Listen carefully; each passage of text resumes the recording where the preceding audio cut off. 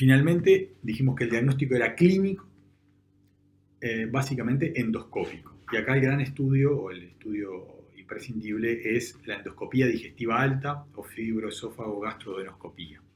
Debe realizarse siempre frente al diagnóstico clínico o frente a la sospecha de una hemorragia digestiva alta, porque el objetivo es ver el diagnóstico etiológico y además es eventualmente el primer paso y a veces el único y el final y el mejor tratamiento. En cuanto a la oportunidad de la endoscopía, en la endoscopía leve a moderada debe hacerse en las primeras 12 horas. Algunas guías, sobre todo confeccionadas por endoscopistas, dicen que puede hacerse en las primeras 24 horas, pero otras 12. Lo cierto es que en un paciente con una hemorragia digestiva alta leve a moderada, lo recomendable obviamente es una urgencia hacer la endoscopía y no deberían de pasar más de 12 horas sin que el paciente tenga su endoscopía, porque uno nunca sabe el sangrado en qué momento puede agravarse o empeorar. Esto también va de la mano del terreno del paciente, qué paciente estamos, en qué medios estamos, pero es urgente y como recomendación no debería de pasar las 12 horas más allá de lo que digan algunas guías internacionales incluso. En el contexto de una hemorragia digestiva alta grave, en un paciente que está chocado con reproducción hemodinámica, la endoscopía debe hacerse lo antes posible, o sea que cuando empezamos a tratar al paciente, el endoscopista ya debe estar avisado.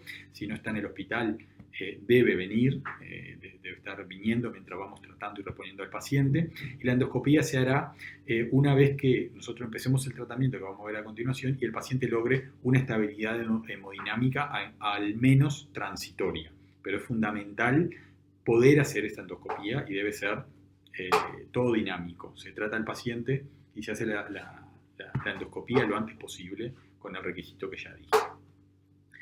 En cuanto ya una vez que estamos haciendo la endoscopía y las causas, como dijimos, la presencia la causa más frecuente de hemorragia digestiva alta grave es la úlcera péptica gastrodenal.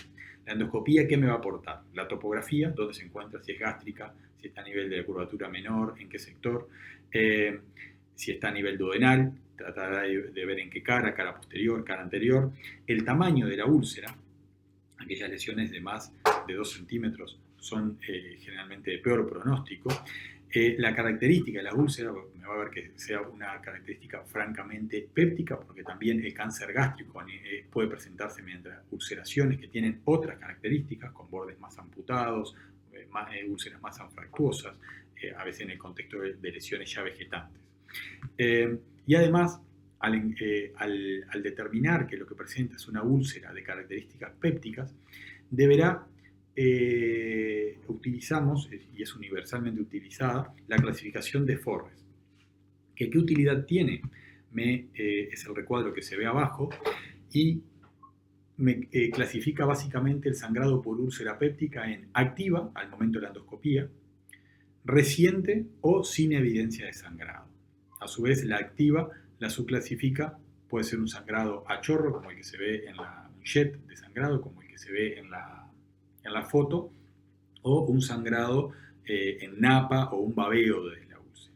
Y a su vez, la hemorragia, cuando no hay una hemorragia activa, pero hay estigmas de sangrado reciente, pueden ser ver un vaso en el fondo de la úlcera, ver un coágulo adherido en la úlcera o ver restos de hematina en la úlcera. ¿Por qué es importante esta clasificación? Porque dependiendo si es una hemorragia activa o hay signos de hemorragia reciente, será el riesgo de recidiva hemorrágica que tendrá el paciente, o sea, me determina el riesgo de resangrado, actualmente en los primeros 3 días del sangrado inicial, y eso se asocia además el resangrado a la morbilidad y a la mortalidad que puede tener ese sangrado. Además, me va a hacer la indicación, según cómo clasifique el sangrado en esa úlcera, de si en ese mismo procedimiento hay que hacer una hemostasis endoscópica. En aquellos pacientes, si bien esto ya es de terapéutica, en aquellos pacientes que tienen un sangrado activo o un sangrado reciente que está dado por vaso visible o un coágulo adherido, tendrán indicación de que el endoscopista en ese momento haga un tratamiento, o sea que la endoscopía pasa a ser diagnóstica y terapéutica. ¿Terapéutica para qué? Ya sea para detener el sangrado, cuando es activo, o algún tratamiento cuando es reciente para disminuir el riesgo de sangrado. Por eso es tan importante la endoscopía en el contexto de la hemorragia digestiva, con valor diagnóstico, como ya dije, etiológico, de clasificación, pero además con gran valor terapéutico y sobre todo en la úlcera péptica gastroduodenal. ¿Qué pasa con la hemorragia digestiva cuando encuentra varices esofágicas? Bueno, algo parecido. También recordamos que la varices esofágica, una vez más lo digo, es causa de hemorragia digestiva alta grave. Entonces la endoscopía en este contexto me va a hacer el diagnóstico al objetivar las varices, va a ver si hay un sangrado activo o signos de sangrado reciente a nivel de esas varices esofágicas, esófago-gástricas, y en ese caso, si hay signo de sangrado, si hay sangrado activo o evidencia de sangrado reciente, bueno, en ese caso también el tratamiento de elección e incluso como marcador pronóstico es el poder lograr hacer una hemostasis endoscópica, que posteriormente en el tratamiento vamos a ver cómo se hace. Además, la endoscopia obviamente me va a hacer otro diagnóstico, eventualmente tratamiento de las otras causas a nivel esófago gastrodenal, como puede ser el diagnóstico de la malformación de la foie, diagnóstico y tratamiento de esa malformación, de angiodisplasias, el desgarro de Mallory-Weiss o incluso tumores. Bien, entonces una vez valorado desde el punto de vista clínico y paraclínico, ya sea humoral y con endoscopía, una hemorragia digestiva alta, yo debo de categorizar al paciente en cuanto a la severidad y el riesgo de muerte que tiene por este episodio.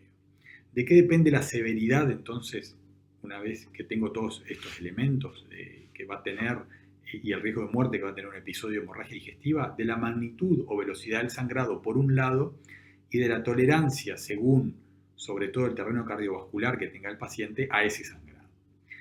Hay diversos scores descriptos para tratar de hacer esto de forma estandarizada. Uno de los más conocidos es el score de Rocal, que determina el riesgo de recidiva y mortalidad, pero hay otros muchos. Básicamente todos estos scores, ¿en qué se basan? En factores clínicos y factores endoscópicos. Y dentro de los clínicos, los marcadores de gravedad y riesgo de muerte son el que una hemorragia se presente con un shock hemorrágico, el curso evolutivo cuando una hemorragia es mantenida o recurrente, destacando que el 90% de las recurrencias se producen en los primeros 3 días y casi el 100% en los primeros 5 días. El número de volúmenes de glóbulos rojos que se requieren en la reposición inicial cuando viene un paciente, lo cual en parte refleja el grado de la magnitud del sangrado. Algunos scores lo determinan, o la mayoría dicen que cuando yo debo reponer al paciente con más de 4 volúmenes de glóbulos rojos, bueno, el riesgo aumenta. Las comorbilidades por la tolerancia al sangrado, o sea que el paciente que tiene cardiopatía o patología cardiovascular, eso aumenta el riesgo. Y aquellos pacientes mayores de 65 años, pero esto es relativo, porque más que la edad como valor absoluto, lo que importa es el concepto del terreno biológico general del paciente, edad más otras patologías. Los factores endoscópicos de severidad y de riesgo de muerte para la úlcera gastrodenal son la topografía, como ya dijimos, sobre las arterias coronarias estomáticas, que son aquellas úlceras sobre la curvatura menor gástrica, o sobre la arteria gastrodenal, que son aquellas úlceras en la cara posterior del bulbo duodenal, del duodeno 1, el tamaño, úlceras mayores a 2 centímetros, y como ya dijimos, úlceras pépticas que van del Forrest 1, que es el sangrado activo, al 2B, que es hasta el coágulo adherido. Además, otro factor endoscópico de riesgo es el constatar que el sangrado se debe a varices esofagogástricas. Eso per se es un elemento de mal pronóstico.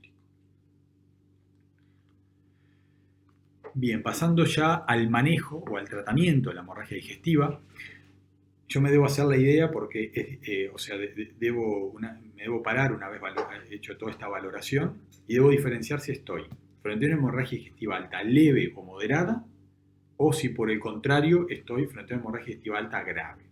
La hemorragia, después de todos estos conceptos que hemos visto, podemos decir que la hemorragia digestiva alta leve Lo más frecuente es que se presente por melenas, sin hematemesis, y que sea una hemorragia que se presenta muchas veces sin anemia o con una anemia leve. La moderada será aquella que se presenta con una anemia moderada a severa, habitualmente con elementos de un síndrome funcional anémico, que es un síndrome clínico que ya simplemente interrogándolo ya me determina que no estoy frente a una hemorragia leve, es al menos moderada. O tener en el hemograma una hemoglobina menor a 7 o en aquellos pacientes con cardiopatía entre 8 y 9. ¿Cuál es la hemorragia digestiva alta grave? Es aquella que presenta algún grado de repercusión hemodinámica. Bien, entonces, para separar el tratamiento nos vamos a referir primero a la hemorragia digestiva alta leve o moderada y luego a la hemorragia digestiva alta grave, dado que son entidades, sobre todo cuando ven este paciente en la emergencia, que se tratan y se deben hacer consideraciones diferentes. Para la hemorragia digestiva alta leve a moderada, obviamente que el paciente se va a ver inicialmente en la emergencia y luego va a quedar internado. Los pacientes con hemorragia digestiva alta no se van de la emergencia a su casa. Deberé valorar inicialmente si está indicada la transfusión en los casos de hemorragia alta moderada y, como ya dije, debemos hacer siempre la fibrogastroscopía urgente en las primeras 12 horas para el diagnóstico y eventual tratamiento. Aquí voy a repetir un poquito algunos conceptos que ya mencioné. Si en la endoscopía se encuentra una úlcera gastrodenal, siempre que esté indicada, el objetivo será hacer la hemostasis endoscópica en los pacientes Forres 1 hasta 2B, o sea, sangrado activo o sangrado reciente con vaso visible o coágulo adherido. ¿Y cómo se hace esa hemostasia endoscópica? Puede ser química o mecánica y se pueden combinar estos mecanismos. La química consiste en la inyección de vasoconstrictores como la adrenalina o de sustancias esclerosantes como el polidocanol. Mientras que la mecánica, sobre todo cuando se ve un vaso visible, consiste en la colocación de clips. El éxito de la hemostasia endoscópica para las úlceras gastrodenales es alto, es altísimo, es del 90-95% y las complicaciones del procedimiento son raras, son menor al 1%. Por eso se debe insistir en que debe hacerse la endoscopía, como ya lo he destacado, porque la enorme mayoría de los pacientes vamos a tener el diagnóstico y, si es necesario, la hemostasia y la resolución de ese episodio de sangrado mediante la endoscopía, el tratamiento endoscópico. En las varices esofágicas, como ya dijimos, si hay sangrado activo o también evidencia de sangrado reciente, bueno, la hemostasis se hace mediante la colocación de banding, o sea, es también una forma de hemostasis mecánica, que es poner una goma, por así decirlo, que comprime el cuello de la variz. Habitualmente hay que colocar más de una, pero se hace sobre la que está sangrando o la que tiene más evidencia de sangrado, si hay varias varices esofágicas. Entonces, al comprimir el cuello hace hemostasis. Y la otra también es la inyección de sustancias esclerosantes. Pueden combinarse también, destacándose que para las varices esofágicas deben ser para toda endoscopía, pero sobre todo para la colocación de banding y esclerosar varices esofágicas, deben ser endoscopistas entrenados. Además, en otras situaciones poco frecuentes, como el sangrado por tumores, puede hacerse cuando está disponible la hemostasis con argón en aquellos lugares, como dije, que esté disponible. Una vez entonces solucionado el episodio agudo, ¿cómo sigue el tratamiento o sea, hecha la endoscopía? El paciente se interna y debe seguir un tratamiento médico, el cual tiene como pilares suspender los factores favorecedores o corregir los factores favorecedores del sangrado, como son suspender los antiagregantes, los antiinflamatorios no esteroideos y los corticoides en aquellos pacientes que lo reciban. Además, el tratamiento se basará en fármacos inhibidores de la bomba de protones, como es el omeprazol, que tal vez en las primeras horas, sobre todo los pacientes con hemorragia moderada, pueda ser por vía intravenosa, pero luego rápidamente pueden pasar a la vía oral.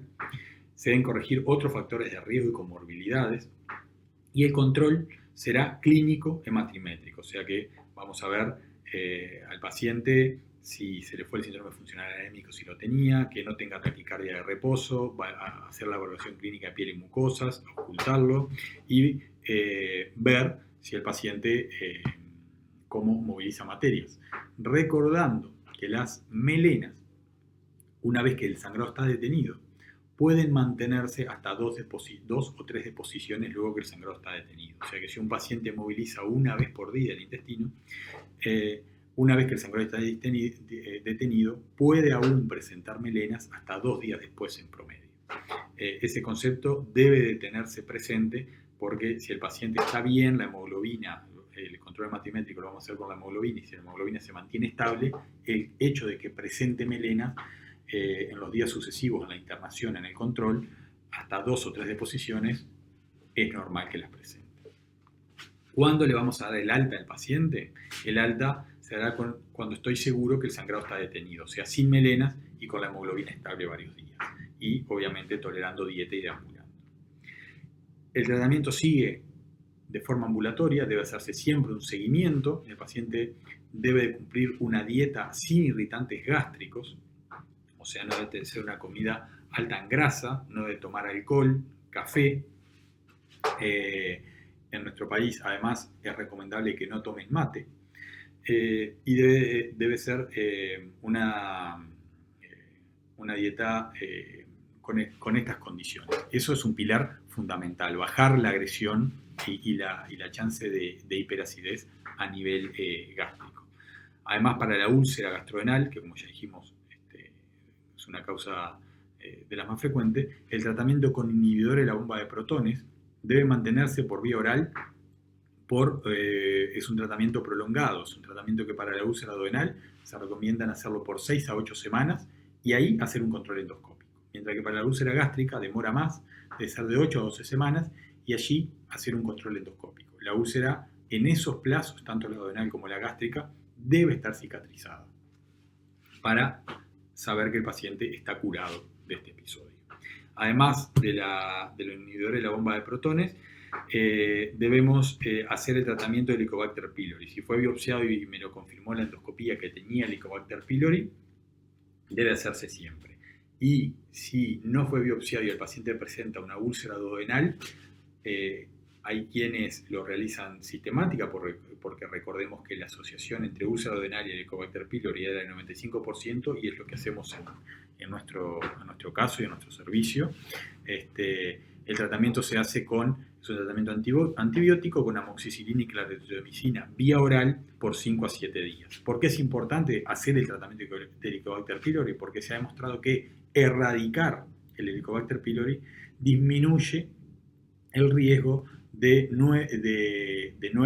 recaída de la patología ulcerosa y por lo tanto va a disminuir el riesgo de nuevos sangrados.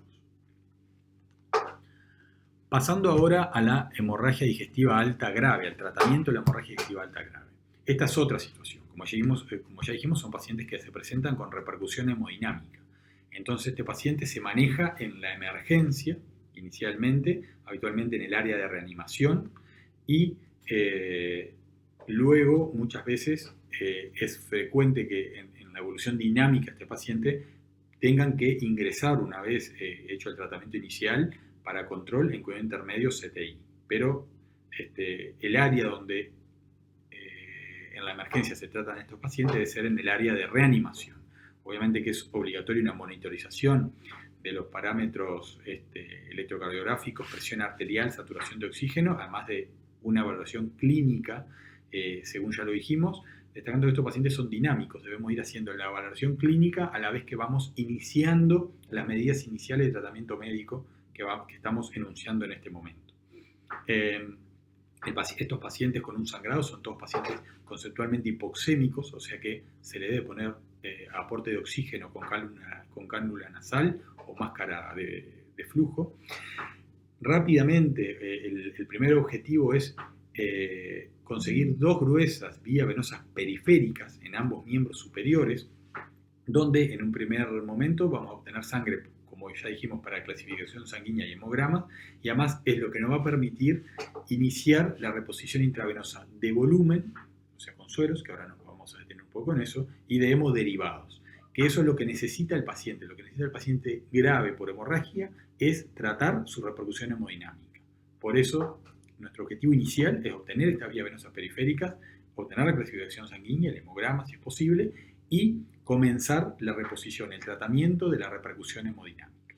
Además colocaremos, como ya dijimos, la sonda nasogástrica y una sonda vesical en estos pacientes graves para control de la diuresis. No se debe olvidar abrigar al paciente, ¿sí? Estos pacientes están fríos por hipoperfusión, se enfrían rápidamente, entonces siempre se debe cubrir al paciente. A veces tanto enfermería como los médicos, en tanta cosa que hay que hacer, nos olvidamos de ese detalle, el paciente queda descubierto, así que hay que taparlo con una sábana, una frazada, que el paciente quede abrigado. Me voy a detener un segundo en la reposición de volumen y hemoderivados, que como ya dije es el paso inicial y el que debe estabilizar al paciente. ¿Cuál es el objetivo? Es lograr la estabilización hemodinámica con un criterio restrictivo, o sea, con lo que se llama llegando a una hipotensión permisiva. ¿Qué quiere decir eso? Que yo debo lograr con la reposición, mi objetivo es llegar a una buena perfusión periférica en aquellos pacientes que tienen alteración, como ya vimos en la parte clínica, y a una presión arterial sistólica de 90 a 100 milímetros de mercurio con una frecuencia cardíaca de 90 a 100. O sea que el paciente viene chocado, yo lo comienzo a tratar y mi objetivo es lograr esos parámetros. No es volver al paciente normotenso, llevarlo a 130, 90 de presión arterial. ¿Por qué? Porque en el contexto de un sangrado, el volver a aumentar a costa de la reposición la presión arterial incluso puede favorecer un resangrado. Entonces, no debe ser una reposición excesiva, debe ser lo justa para que el paciente se mantenga estable y no favorecer nuevos sangrados. Entonces, el concepto es, repito, un criterio restrictivo llevando una hipotensión permisiva. ¿Cómo logro esto? Inicialmente, cuando el paciente recién llega con lo que es la vía venosa, mi objetivo es la reposición del volumen intravascular. Y eso se hace rápidamente con aportes sueros cristaloides, que pueden ser fisiológicos, siempre sin potasio, porque va a ser un ritmo de infusión rápido, o con Ringer lactato. Últimamente, la mayoría de las guías recomiendan la reposición con Ringer lactato, pero cualquiera de los dos se puede utilizar. El inicio de esta reposición va a ser un inicio a chorro, o sea, por eso las vías venosas periféricas tienen que ser buenas, lo más gruesas posibles, y el ritmo de infusión se debe adaptar a la respuesta clínica.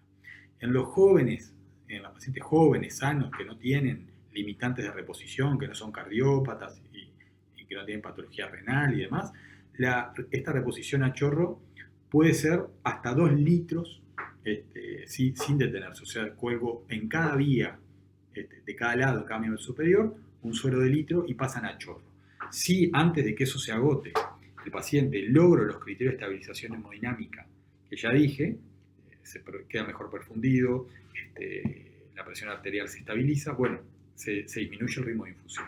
Si no, hasta 2 litros de chorro siempre puedo dejar.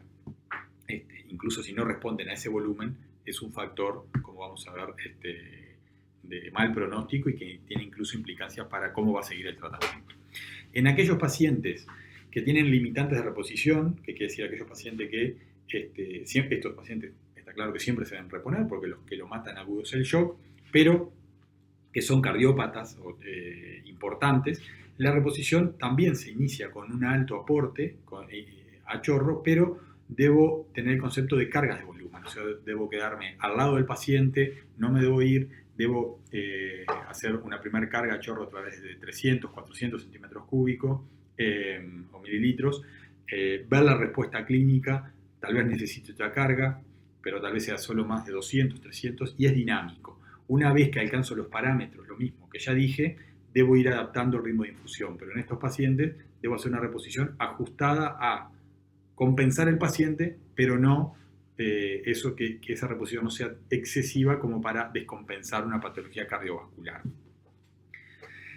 Bueno, espero que ese concepto haya quedado claro.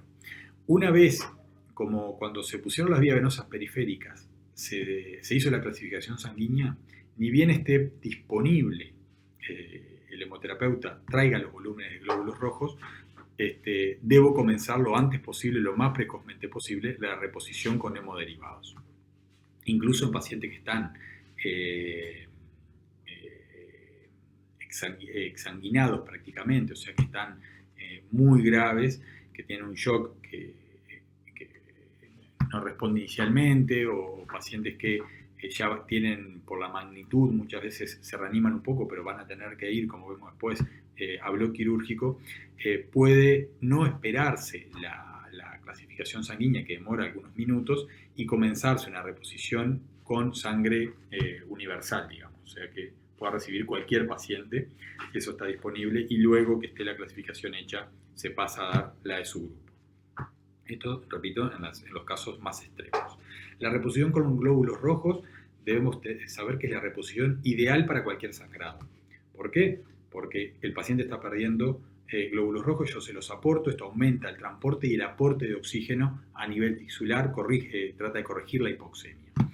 Se darán tantos volúmenes de glóbulos rojos como sean necesarios.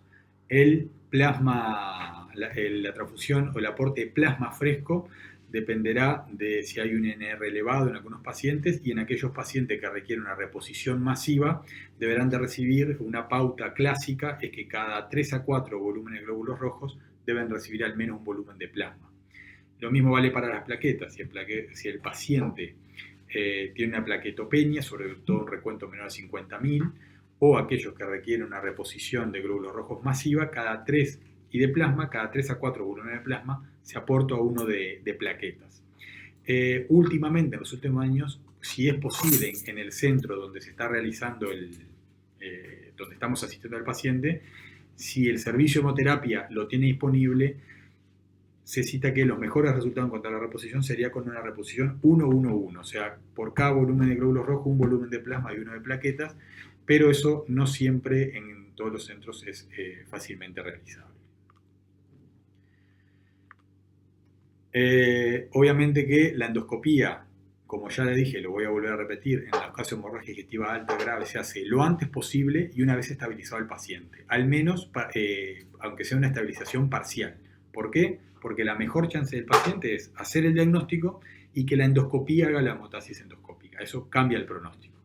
Entonces, siempre endoscopía. En la úlcera, una vez hecha la hemostasis endoscópica, el pilar médico de tratamiento es, para la úlcera péptica, los inhibidores de la bomba de protones, como el omeprazol, por vía intravenosa en simultáneo con el inicio del tratamiento. ¿Por qué? Porque se ha demostrado que este tratamiento disminuye el riesgo de resangrado. El omeprazol o los inhibidores de la bomba de protones son los fármacos más potentes contra la acidez gástrica. Al elevar el pH gástrico se favorecen los mecanismos hemostáticos y la estabilización de los coágulos a nivel del vaso sangrante. Entonces, el tratamiento en este caso debe ser siempre intravenoso, intenso, y la pauta, según los trabajos originales que demostró este beneficio, se hacía con omeprazol, un bolo de 80 miligramos y luego una infusión continua de 8 miligramos horas, si bien también hoy en día se acepta que puede hacerse de forma reglada el omeprazol cada 8 a 12 horas. En cuanto a las varices esofágicas, que son la otra causa de hemorragia digestiva alta grave, que ya hicimos hincapié en qué paciente debemos sospecharlo y la clínica, el manejo debe ser, si no tengo disponible una endoscopía rápidamente y ya sé que el paciente tiene varices, o si la endoscopía no puede hacer hemostasis, una opción es la colocación de una sonda balón de Stake Blackmore, la cual, como se ve en la figura, es una sonda que debe estar en toda emergencia, al menos una debe haber, se debe probar antes de utilizarla, tiene 2 balones, el más redondito, el más chiquito, es el balón gástrico y el alargado es el balón esofágico. Se coloca, se pasa completamente, se insufla primero el balón gástrico en el estómago, se tracciona hasta que ese balón hace tope a nivel del cardias y luego se insufla el balón esofágico, que es el alargado, y al comprimir las paredes esofágicas, eso hace hemostasis. Cada balón dice el volumen con el que se debe rellenar.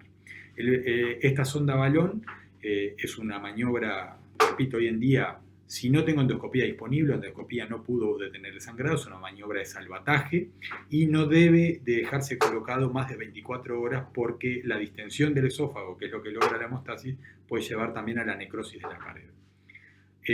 Estos pacientes, como ya dijimos, son pacientes con hepatopatía, por lo tanto, esta debe tratarse. Deben hacerse fármacos vasoactivos espláncnicos para disminuir la hipertensión portal, y esto se hace con somatostatina o sus análogos. Hoy en día es de elección en los centros donde está disponible la terlipresina. Además, el tratamiento fisiopatológico de la hipertensión portal debe hacerse en base a propranolol, laxantes, prokinéticos y antibióticos profilácticos para la encefalopatía. Finalmente, el tratamiento quirúrgico en el contexto de una hemorragia digestiva alta, su indicación es en la úlcera gastroduodenal. ¿Y cuándo voy a realizar una cirugía en este contexto? Como ya dijimos, la enorme mayoría de los pacientes van a tratarse de forma médico y endoscópica, y aparte, cuando el sangrado se controla de forma endoscópica, es lo de mejor pronóstico. Tener que hacer una cirugía por una hemorragia digestiva alta grave siempre es de más riesgo para el paciente. O sea que la cirugía siempre va a ser, no es de elección en primera instancia, excepto las situaciones que voy a mencionar. ¿Cuándo está indicada la cirugía gástrica? En la hemorragia digestiva alta con un shock mantenido o refractario al tratamiento médico de reposición en la emergencia. O sea que hice todo lo que dijimos, le pasé volumen, es un paciente joven, le pasé más de 2 litros, empecé a pasarle aporte de sangre, el paciente sigue chocado, el paciente no se compensa. Bueno, ese paciente tiene un sangrado masivo y debe ir como maniobra para salvarle su vida a bloque quirúrgico, allí continúa la reposición y se opera. Aún así, la mortalidad, aún en pacientes jóvenes, de una gastrectomía intrahemorrágica con shock, tiene una mortalidad de 30-40%. O sea que casi la mitad de los pacientes, entre un tercio y la mitad, aunque lo opere, se van a morir. La otra indicación es la hemorragia digestiva alta persistente o recurrente. En este caso es aquel paciente que habitualmente se le hizo una primera hemostasia endoscópica, como ya dijimos, el riesgo de resangrado mayor son los primeros 3 días, el 90% resangran en los primeros 3 días, y el paciente en esos 3 días habitualmente presenta un nuevo sangrado. Entonces, se hace la endoscopía y puede tener otro sangrado. Entonces, eso es una hemorragia recurrente. Son situaciones de cirugía donde ya no es una emergencia, pero pasa a ser una urgencia, y en este contexto la mortalidad es un poco menor, pero no es despreciable, es de un 13 a un 20%. Cuando estoy frente a una hemorragia recurrente en un paciente joven y sano, la indicación de cirugía será en la segunda recurrencia, o sea que puedo hacer hasta la primera endoscopía, una primera recurrencia y una segunda recurrencia, hasta 3 endoscopías, y si el paciente, ahí ya no hay una cuarta endoscopía, ahí se debe operar. Pero si el paciente es un anciano o con comorbilidades, sobre todo si tiene una hemorragia, si tiene una cardiopatía, lo recomendado, ese paciente va a tener una mala tolerancia a otro sangrado. Probablemente si se chocó, tuvo una hemorragia grave, se hizo la hemostasia endoscópica y tuvo una recurrencia y se logra una nueva hemostasia endoscópica, el paciente de alto riesgo no va a tolerar un nuevo shock. Entonces, la cirugía ahí está indicada luego de la primera recurrencia. Otra indicación de cirugía, pero que es muy particular, es en aquellos pacientes que tuvieron un episodio de hemorragia digestiva alta grave, que se logró detener, pero tienen limitantes mayores para el tratamiento, por ejemplo, pacientes con problemas transfusionales, que ya fueron transfundidos muchas veces, que casi no hay cómo aportarle transfusiones. Esos pacientes, como tratamiento definitivo y disminuir al máximo el riesgo de un nuevo sangrado, puede estar indicado ir a una cirugía electiva. En cuanto a los procedimientos, brevemente, el objetivo no es hablar de los procedimientos quirúrgicos, pero cuando operamos en el curso de hemorragia digestiva alta, básicamente tenemos el procedimiento de hemostasis directa, que es ir a la úlcera y hacer un punto hemostático. Esto es efectivo sobre todo para las úlceras duodenales, que tienen una buena tasa de efectividad, no tanto para las gástricas. En las gástricas hay más resangrado, no es un tratamiento muy efectivo, pero esta opción tiene la ventaja de ser rápida, poco agresiva, pero como ya dije, tiene un poco más de chance de resangrar. Otros procedimientos son los resectivos, sobre todo la antrectomía y la gastrectomía distal, pero siempre se debe considerar en qué condiciones está el paciente. Es un tratamiento, obviamente, es una resección gástrica parcial en agudo, es un tratamiento más agresivo. Si se logra hacer porque el paciente lo tolera, obviamente al hacer la resección tienen el riesgo de resangrado es muchísimo mejor, generalmente no excede el 2 a 4%. También existen los procedimientos enervativos que consisten en las vagotomías, que no deben hacerse nunca como único tratamiento. Habitualmente se asociaban a los otros tipos de procedimientos, ya sea la hemostasis directa o a los procedimientos resectivos. Hoy en día, con el advenimiento en las últimas décadas de los inhibidores de la bomba de protones, son procedimientos que básicamente han caído en desuso. Bueno, esto ha sido el teórico de hemorragia digestiva alta. Espero que les haya aportado y por cualquier duda quedamos a las órdenes.